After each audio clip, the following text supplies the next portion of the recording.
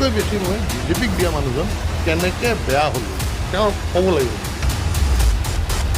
জেদ কৰি নিদিলে ক্ষমতাৰ অপব্যৱহাৰ কৰি আজি এতিয়া মইতো দিছপুৰত জিকি আছোঁ আৰু মই কিবা কাৰণত নেখেলিলে ইয়াত কংগ্ৰেছ জিকিব, তাৰমানে মুখ্যমন্ত্ৰী কংগ্ৰেছ জিকাটো বিচাৰে নেকি?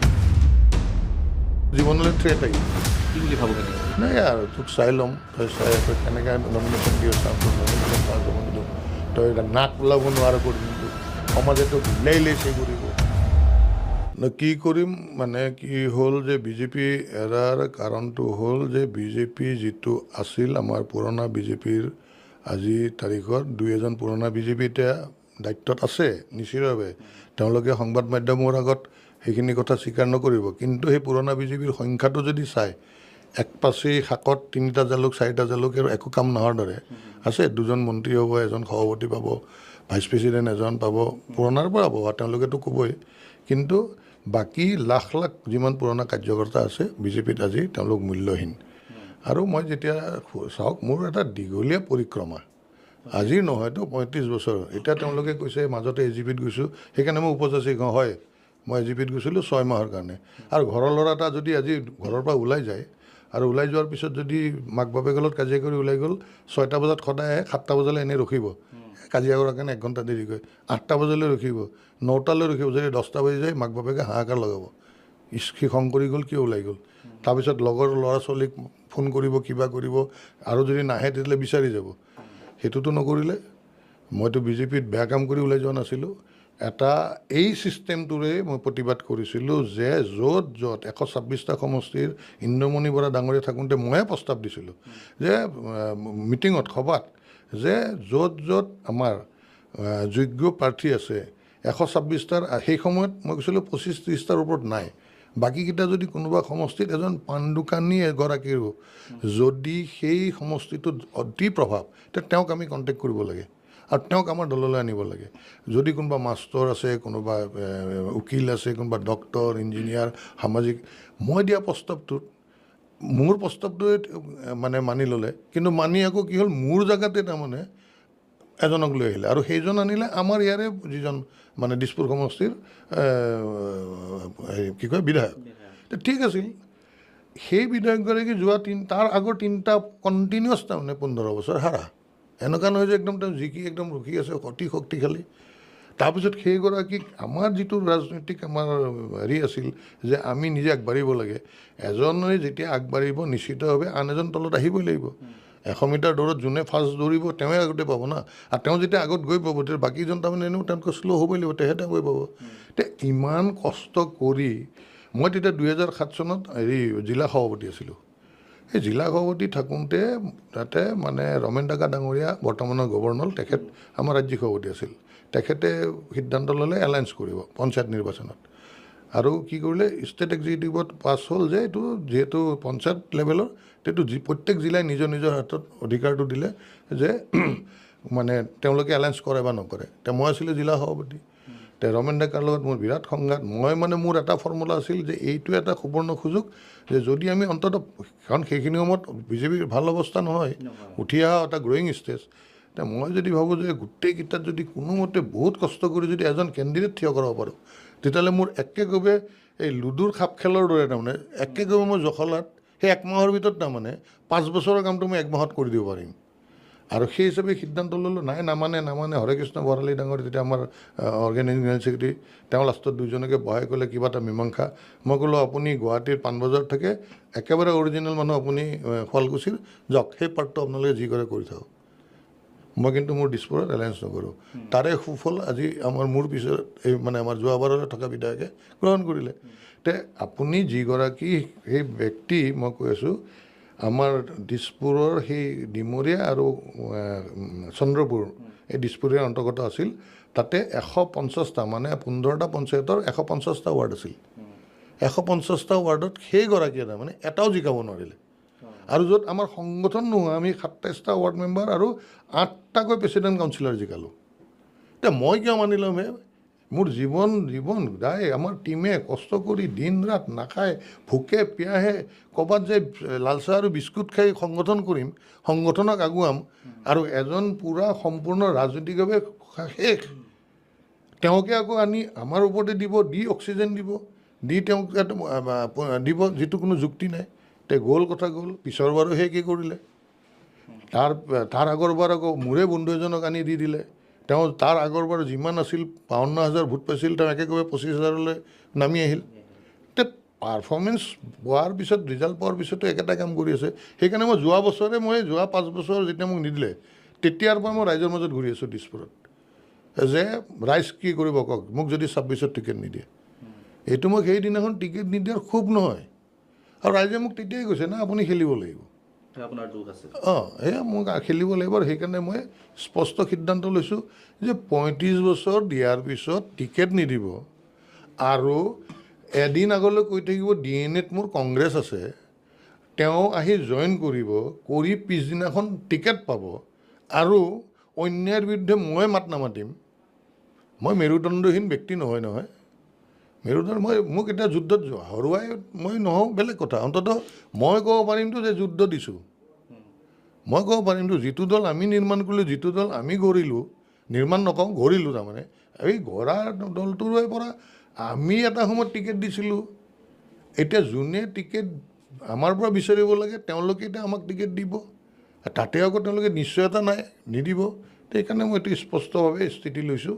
ইয়াতে মোৰ ৰাইজৰ বিপুল সঁহাৰি পাইছোঁ, ৰাইজে বিৰাট ভাল পাইছে যে অন্ততঃ এনেকুৱা ধৰণৰ ন্যায়ৰ প্ৰতি মাত মাতাটো ৰাইজে বিচাৰে, আৰু সেইকাৰণে মই আগুৱাই আহিছোঁ।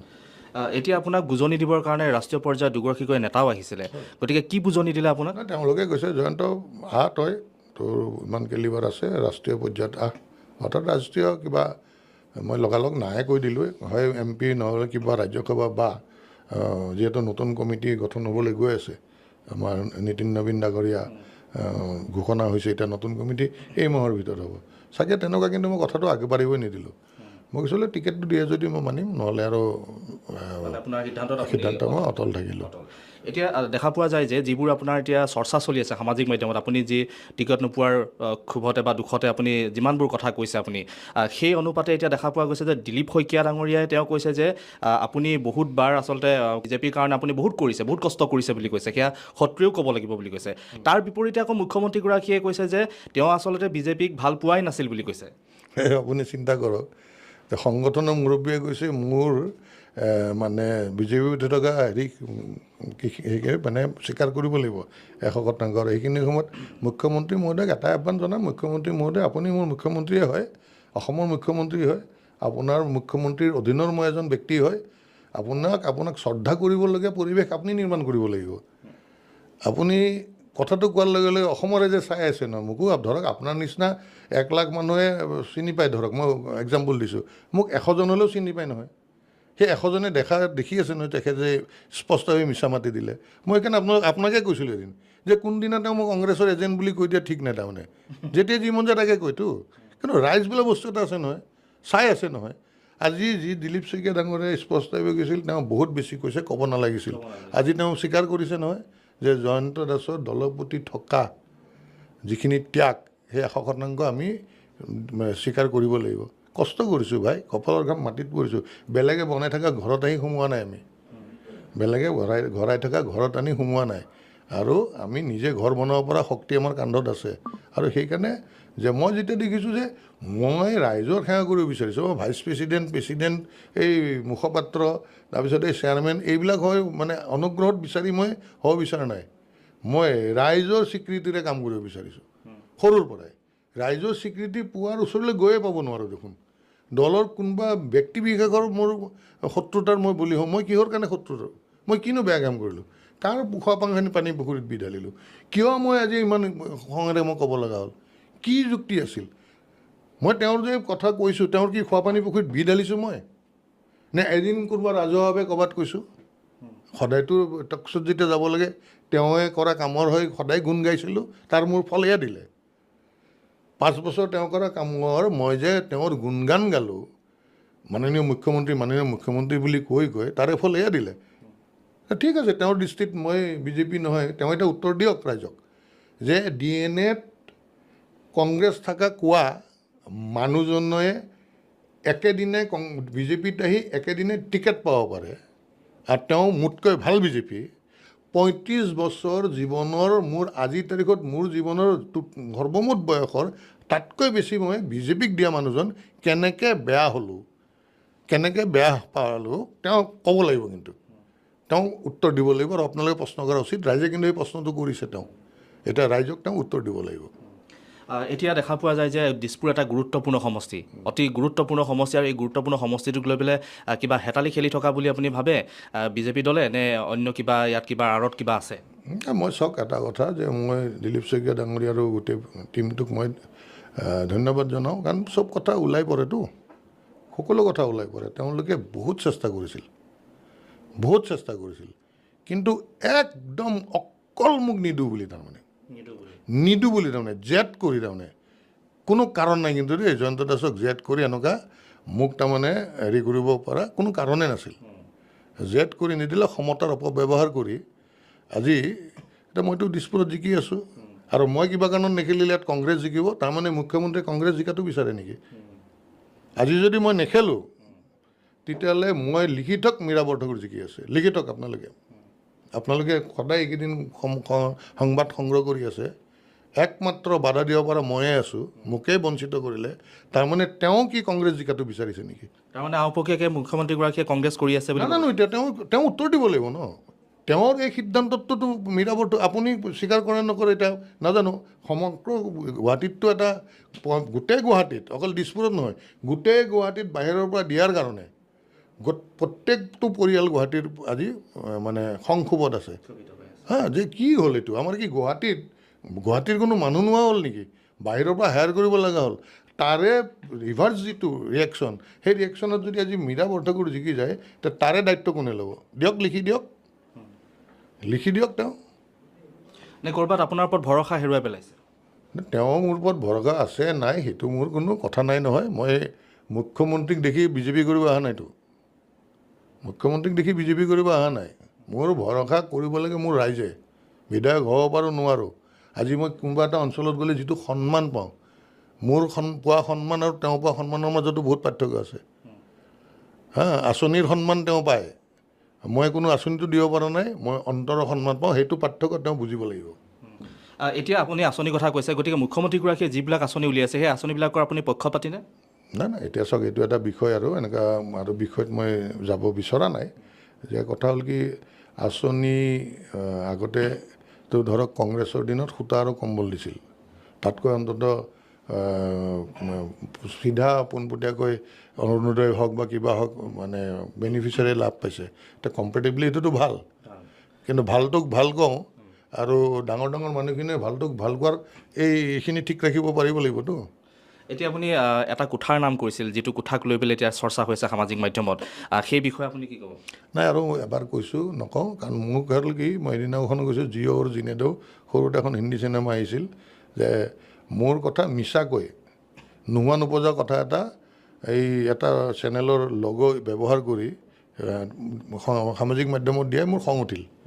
আৰু যেতিয়া মই খবৰ ল'লোঁ, কাৰণ মোৰ বাষ্পীভৱনত প্ৰত্যেকটো মানুহ নহ'লেও বেছিভাগে মোক মৰম কৰে, ভাল পায়, আৰু সৰুকেইটা মোক শ্ৰদ্ধা কৰে। তাৰ পৰা কথাটো মোক ক'লে যে এইকেইজন মানুহে কৰিছে, সেইকাৰণে মই ক'লোঁ, এতিয়া আৰু সেইকেইজনৰ মানুহৰ নাম নলওঁ। তো সেইকাৰণে এইবিলাক কৰিব নাপায়, ইমান খুচুৰা, ইমান ডাঙৰ ইমান খুচুৰা আৰু সস্তীয়া আৰু কৰিব নাপায় তাৰমানে। আমি আজিলৈ এনেকুৱা খুচুৰা সস্তীয়া ৰাজনীতি কৰিব পোৱা নাই। এতিয়া আপুনি আপোনাক কওঁ, মই আপুনি নুসুধাকৈ মোৰ জীৱনলৈ থ্ৰেট আহিছে, বহুত ফোন, একদম কিবা কিবি খবৰ আহি আছে, মানে ৰিজাইন দিয়াৰ পাছত কোনে দিছে? বিভিন্ন, এতিয়া নাজানো ন, এতিয়া আনন'ন নাম্বাৰ, হোৱাটছআপ কলত আহি যায়, তাৰপিছত একেলগে 10টা ফোন সোমাই, কোনটোৰ পৰা আহিল, কি হ'ল। আপুনি বুজি পাইছেনে তেওঁলোকৰ মাতবোৰ? নাই, এতিয়া মাতবোৰ এতিয়া কেনেকৈ গম পাম? কি বুলি ভাবুকি দিছে? নাই আৰু তোক চাই ল'ম, তই কেনেকৈ নমিনেশ্যন দিয়ে চাম, তোৰ নমিনেশ্যন পাছ হ'ব নিদিওঁ, তই এতিয়া নাক ওলাব নোৱাৰ কৰি দিম তোক, সমাজে তোক লেই কৰিব, তোক এনেকুৱা এক প্ৰকাৰ গুণ্ডাগিৰি নহয়, মানে ক'ত তোক ফচাম তই গমেই নাপাবি, তই ড্ৰাগছৰ লৈ তোক ধৰা পেলাই দিম, এই ধৰণৰ মানে, নহ'লে তোৰ কোনোবা মাইকীৰ লগত তোক ক'ৰবাত কিবা ফচাই দিম। এতিয়া কি কৰে ভগৱানৰ ওপৰত এৰিছোঁ আৰু ৰাইজৰ ওপৰত এৰিছোঁ। সেইকাৰণে আগতীয়াকৈ মই কালি মোৰ ঘৰত পুলিচ আহিছে।